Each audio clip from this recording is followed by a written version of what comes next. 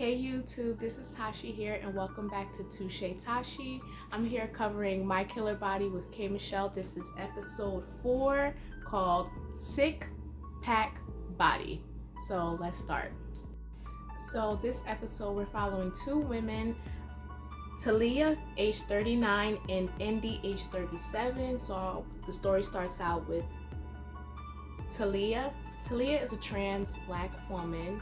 She was in the military prior to her transition, very handsome man and a beautiful trans woman.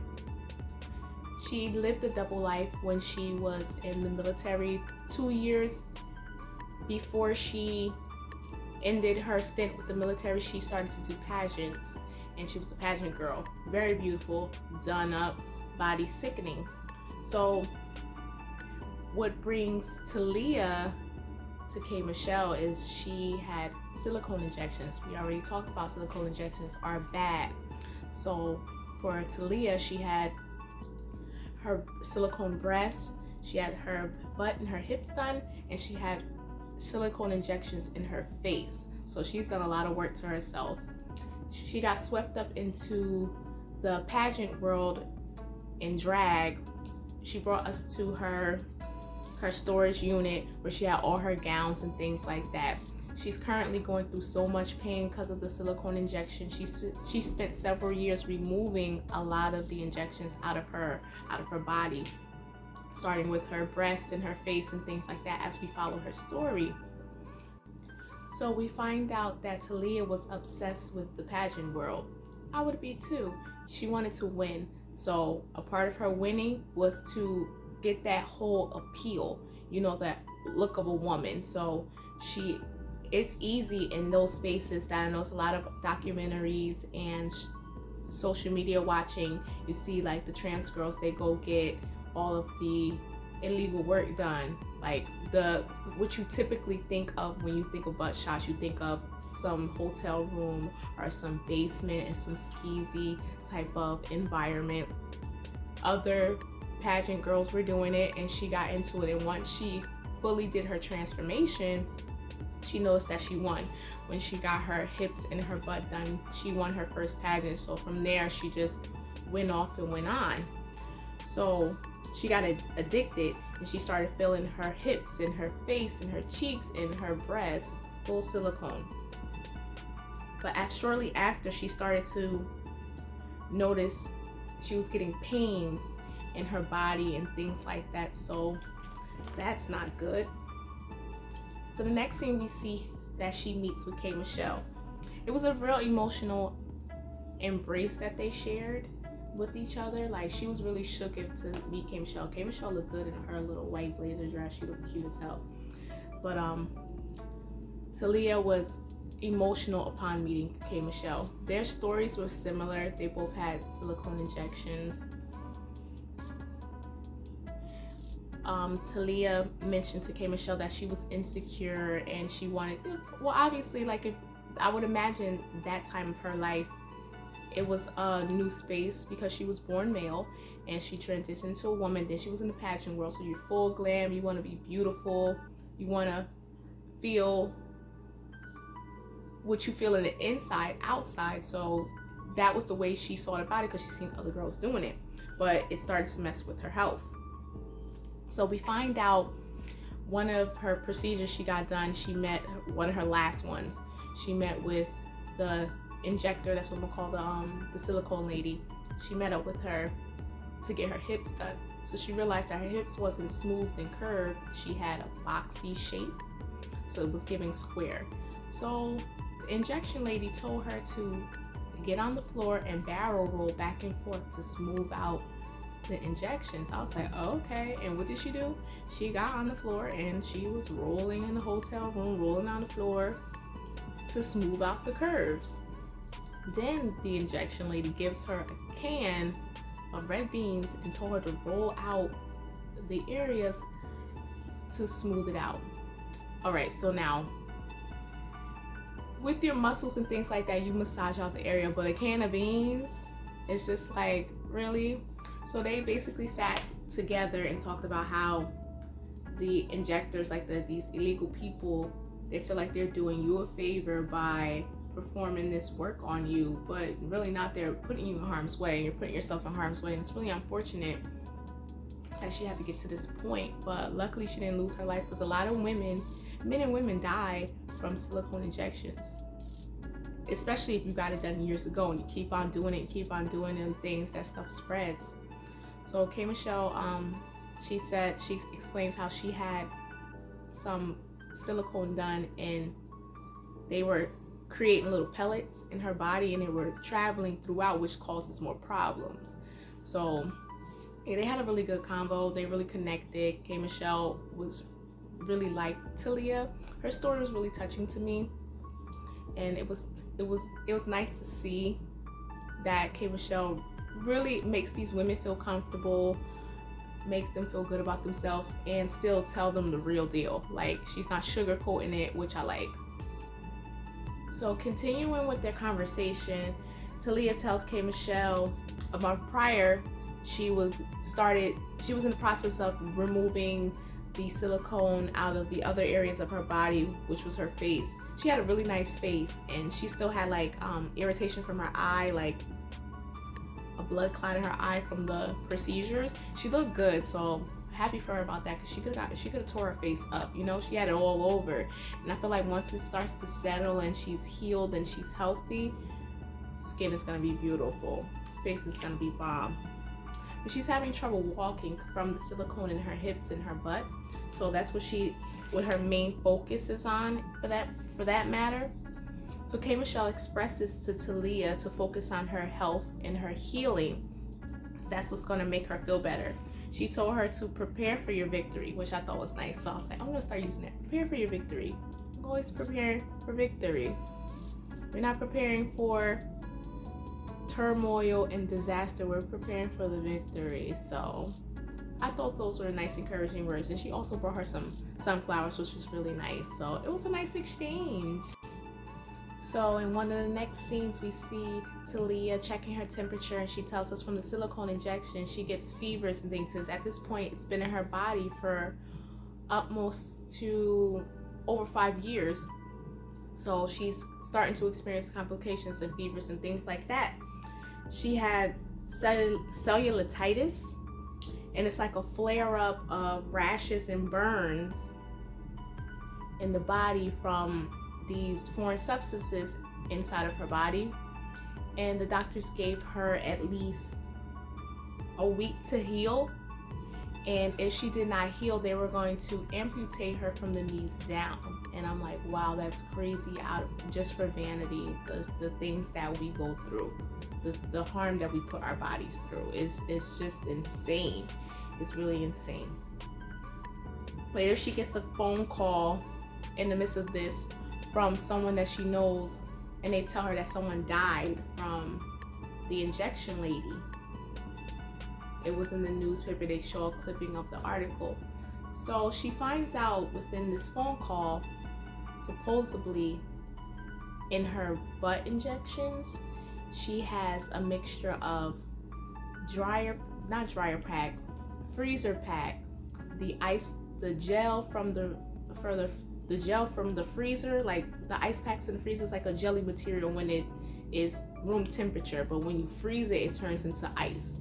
So basically, this person took the freezer pack gel, mixed it with mineral oil and other types of oil, baby oil, blended it up in a blender, and injected it like it was silicone. So that's toxic, that's poison in general. So you're in a world of hurt. They're mixing and trying to get these consistencies of things. First of all, silicone is bad in itself to inject in your body, just free form. And then you're putting other foreign substances do not belong to the body. But people are wicked, and they do things for a quick buck. And it's unfortunate that a lot of people fall prey because they want these things done. They want to look a certain way, and they do the backdoor cut alleys. And I know especially at that time, for trans women, it was a lot harder because one, you can't afford it, and it's like frowned upon. It's different versus a woman wanting to go get different procedures as far as like vanity and body image because you're a woman. But imagine being a man being born male but identifying as a woman, you want to look how you feel, and you have to go unhumane practices about achieving the look, for whether it's money or judgment or just accessibility. And clearly the illegal route, the deadly route, is very accessible. So that's what she's experiencing. So after they express to her about after she mentions about her friend, not her friend, pardon me, the person that died. She didn't know the person, and she finds out that it's jail and stuff. So I'm all over the place, but the jail, it was the jail for me. And I'm like, shoot, for me on my hands, I can put lotion, a certain lotion on my skin, and my skin is breaking out. So I can just imagine the pain that this woman is going through, just sitting there with all this stuff in her body, and there's nothing she can do about it. Even down to like her washing her face was, she was massaging her face, and I knew she was in pain from the poison in her face, and then the sight that you're not where you want to be. You don't even want to look at yourself. She was saying that she was taking a shower in the dark, and she was afraid to look at her body. It was just sad altogether. So back to what I mentioned earlier about her going through the process of removing the silicone out of her body. Back into 2015, she removed 10 pounds of silicone from her body. I believe it was her breast. So I think she got her breast injected. So I don't believe she had a actual boob job. She went and they formed her breast out of like loose silicone. And then 2021, that's when she started to remove the substances out of her face. So she's still, this is pretty current, so she's still going through the process. So now she wants to remove the silicone from her backside and her hips because it's causing her issues from walking and be able to do the things that she loves to do. She hasn't been doing pageants, she hasn't been wearing shoes. When she saw K. Michelle, that motivated her. She wanted to wear heels, she missed the life. We see a lot of her with her dog. She has a husky, beautiful husky. I think she has more than one, but we only see the one husky. The husky's name is Divine, after one of her dear friends that she lost to the same type of procedures that she had done, which was the silicone. So she talks about that with her mom, I believe. If I'm not mistaken, I'm probably like mixing a few things up, but basically her dog was born the anniversary of her dear friend's death, which is Divine, one of her drag sisters. I'm assuming I'm gonna say drag sisters, but it was one of her friends. And she had illegal silicone injections as well, and she fell ill to it. Divine is actually the person who introduced Taliyah into getting butt injections. It was like, you want to do your friends well, but sometimes your friends be setting you up for failure. Typically you get introduced to things you have no business doing by your friends, and they know that it's wrong, and they probably had complications and things like that. Unfortunately for Taliyah, she had complications before her friend Divine, if Divine mentioned to Taliyah that she was having complications. I'm not sure if these women were around the same age, or this is an older drag friend and things like that. But Taliyah mentioned to her that she was having issues with her work, and Divine told her that she wasn't going to get any work done anymore, which was a lie and a fallacy. She continued to get the work done, and unfortunately she found out that her friend got sick and she died from complications from silicone injections. So that's sad. That's a sad story. But silver lining for Taliyah was that she has this dog, and she gravitated to this dog mainly because it's her oldest dog, and this dog is like an emotional support dog for her. But she can't play and she can't even walk up a hill with the dog. She can't do normal tasks like these other women. It's very uncomfortable. So now she wants to be fully healthy and continue to remove all of the work out of her body, which I do find nice about her.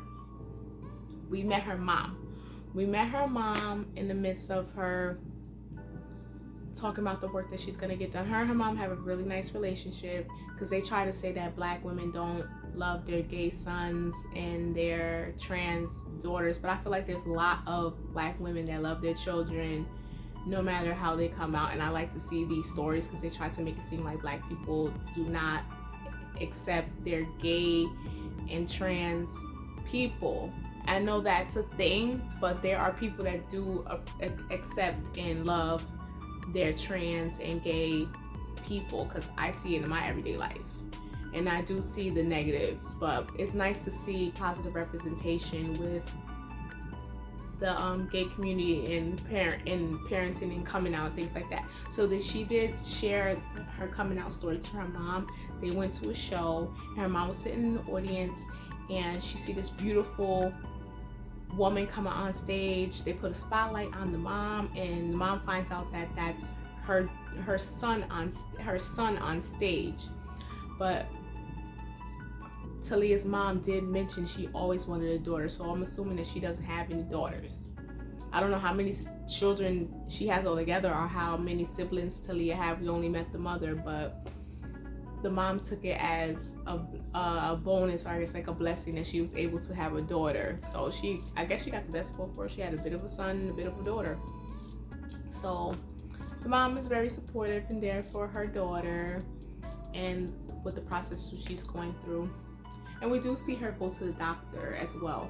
The doctor from the last episode, the man with the reddish hair and the glasses, I do not remember his name. I try to get his name because I'm assuming that it will be the same doctors for the most part, because Dr. The Room Scene pops up for Indy's story. So I'm assuming we're gonna see a bit of the same doctors. So she goes to the doctor and he explains to her that he'll be able to correct her. She still has good skin. He will try to do the best that he can. Of course, they don't give them 100% of like, I'll fix you, but they urge like, everything will be fine, but we're not 100% sure. So they give them the pros and the cons. But luckily for her, they're able to salvage and she won't be too mangled up. She just has to stop smoking. That was the whole issue.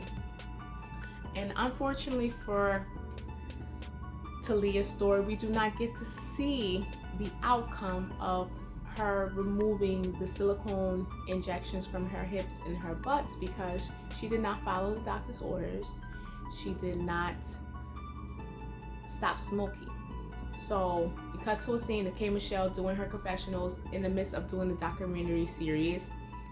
Taliyah calls her and she tells her that they might push it back because she's still smoking and the doctor gave her strict orders not to smoke. Anytime you get these procedures done, especially when you're high risk and they give you strict orders, you follow it, because when you don't, you're in a world of hurt and that's just gonna complicate more things. They want you to be as healthy as possible. So, and it's with the lack of discipline. She lacked discipline. And K. Michelle gave her tough love. She told her, she's like, you said you didn't want to live like this anymore. You said you wanted to get healthy, you wanted to be better. Get it together and do what you need to do. So unfortunately, we didn't get to see the after effect of her getting the work done and seeing if she's in a better space. I'm going to try to find her on social media, but I hope she gets the help that she's looking for, and I hope that she found the discipline and the strength to refrain from smoking cigarettes, because that's what it was. Cigarettes are not good for you. They're not good at all whatsoever. Nothing about cigarettes are good at all. Nothing about it. Nothing. Especially when you're trying to go through surgery. Nothing about it is good.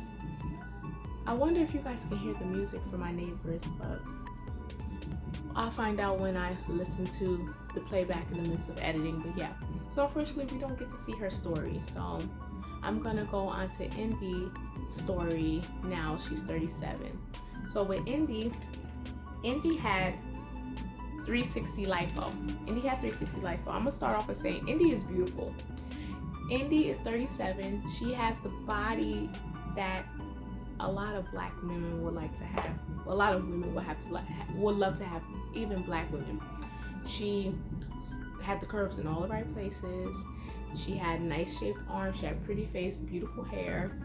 Nice looking woman, pretty outgoing, life of the party. That's how she came off. But unfortunately for her, what prompted her to get 360 lipo is when she realized when she was getting a little older, someone asked her what she expecting. Now that's rude. Sometimes us as people, we're very insensitive and we see things and we think something and we're completely wrong. I caught myself doing this when I was younger, like way young. I remember going to school with some girls and they were like stick figures, right? Stick figures. And then I see them outside of high school and I'm like, oh damn, did you have a baby? Because they look completely different. Me not knowing any better, but that's rude. That is very rude. I remember doing that to someone, and to this day I feel bad about it. And she didn't have a baby at that time. It's just that whatever was going on around that time, it could be birth control, fibroids for me, lack of diet, things like that can contribute to a weight gain. It's not always a child, but that's what we typically think, like, oh, you expect it when you see like the belly. So that was her thing. And unfortunately for her, she didn't need to go get no 360 lipo. From the pictures that we saw, this lady's body was slamming. All she had to do was go to the gym. And that's a problem. A lot of us want that quick gratification, that instant boom, bow, done. There's nothing instant. You still have to do the work. I myself is a living testament of it. I went and had a medical procedure for weight loss, and I still have to work on my body. To this day, I still have to tone up. Like, luckily for me, it's not a lot of loose skin and things like that. Like, we're still good. Like, it's like a little flat here because I was always an athletic person, but it's still work to be done. So I guess she thought she was gonna get this tummy tuck and, well, not tummy tuck, pardon me. She was gonna get this lipo and that will be the end all be all. So let me look at my notes here. She went and got the 360 lipo and she started experiencing burns on her body. Burns, swelling, uncomfortable pain, and excess fluid in the area where they did the lipo. So normally they're supposed to drain the fluid. They were pricking her with needles in multiple areas of her body to get out the fluid. Malpractice. So we meet her boyfriend Antonio. He said she was more outgoing in the beginning of their relationship, but after the procedure she became real self-conscious about her appearance and dressing in clothes. So we see a scene of her getting ready, getting dressed in front of her boyfriend. Is supposed to go to dinner. She's rolling her belly like Taliyah with the beans. She had the tool to roll the belly to break down the cellulite and the fat in her body. Her body looked mangled in the stomach area. And we'll talk about more when she goes see Dr. Rubenstein. He makes his appearance again because that's who she goes to see to correct the damage on her stomach. She explains more about it there. So her boyfriend is waiting for her to get ready. She's trying to figure out clothes. She's feeling insecure. She's not in the mood to go. I'm gonna stop there. Every outfit she tried on, she looked good in. Some of it you can see the little bulge from the excess skin from the belly of the procedure not settling right because they were just trying to fix her. But she looked good. It was nothing wrong with her body. All she had to do was go to the gym. But a lot of us, we're lazy people. We don't actually want to do the work. They think that we could just get work surgery and then that's it, and it don't work like that. Even if you get lipo, mommy makeover, tummy tuck, all these things, you still have to, it's a never-ending struggle. It's a never-ending set of work. You're gonna have to continuously continue to work on your body, whether if you go get procedures done, massages, cupping, cool sculpting, going to the gym, or getting more work done. It's still never ending. So she thought she was getting the shortcut and she just made her shit a world of worse. She didn't need work. Her story, she didn't need the work at all. She looked good.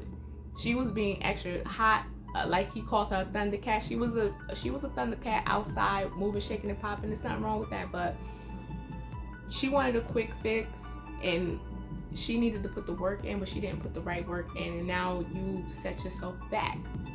So that was unfortunate for her. Yeah, so as we know, Indy did more damage than good because she had everything about her was 10/10. But I know the feeling. I know the space of wanting to go out, your clothes not fitting the way you want them to fit, and I don't want to go anywhere. So that's basically where that scene ended. It ended with her not wanting to go anywhere.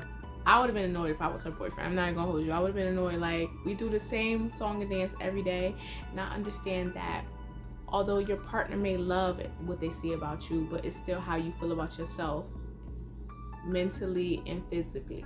But sometimes I do feel like us as women, we are very vanity driven.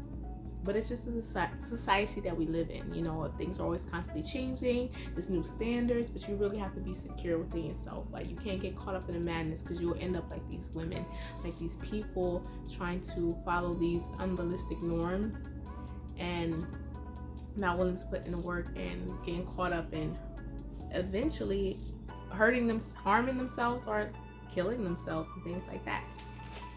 So in the next scene with Indy, we see her go to the consultation, and she's with Dr. Rubenstein.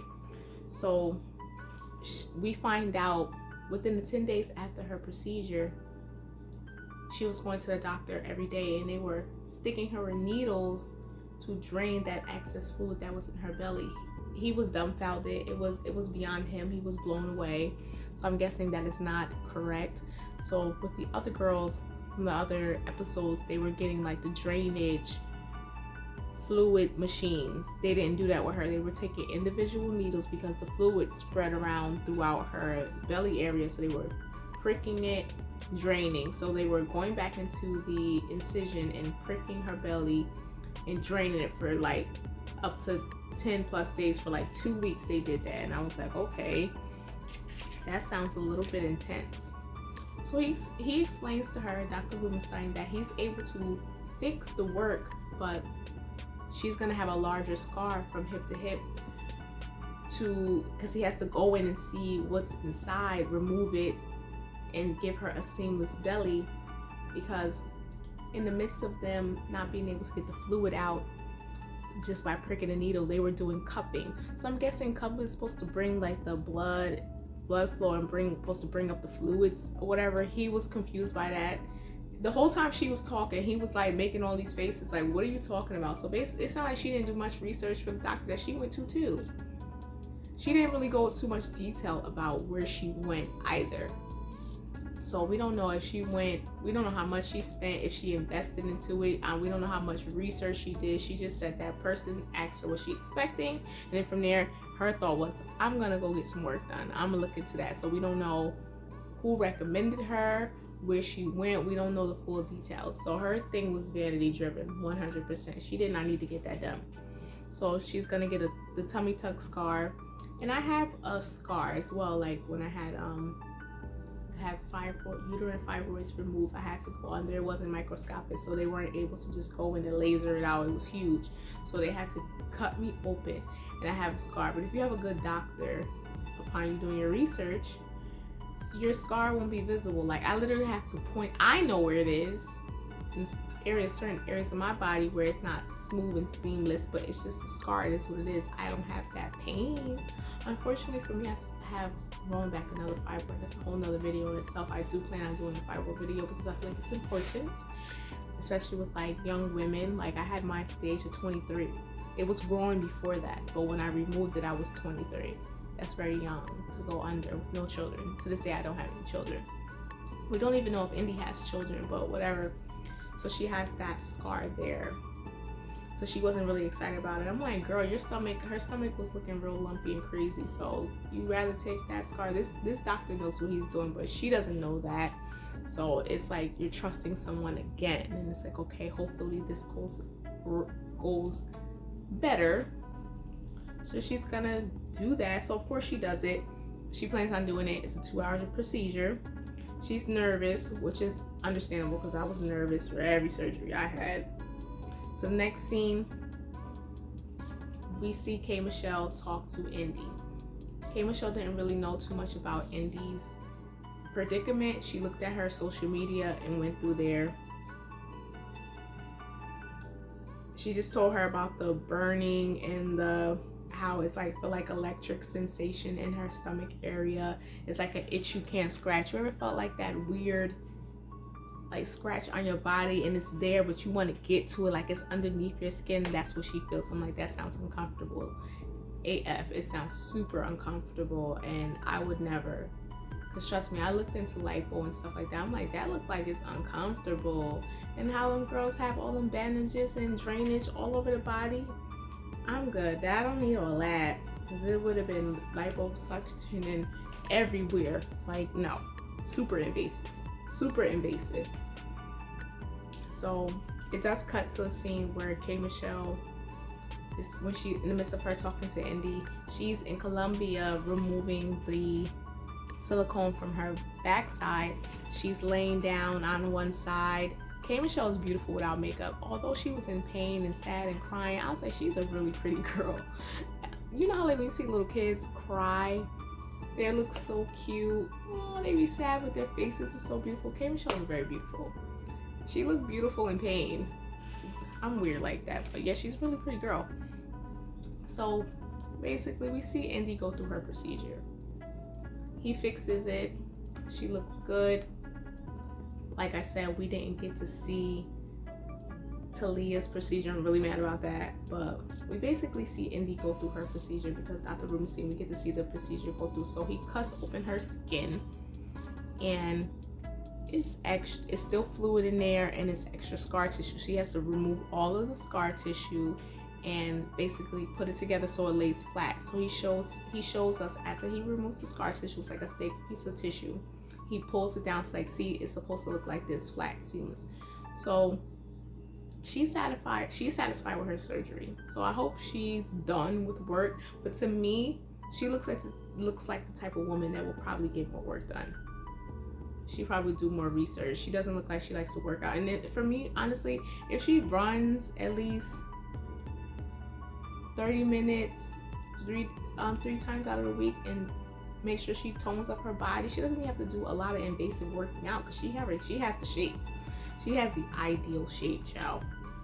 Her arms wasn't big, her back wasn't big, her face looked good. Like, she looked good, you know? She's one of the lucky ones. Like, she didn't have fat she wasn't fat all around. She just had like a big backside, and I guess all her weight was her bottom half and where she had the little extra belly.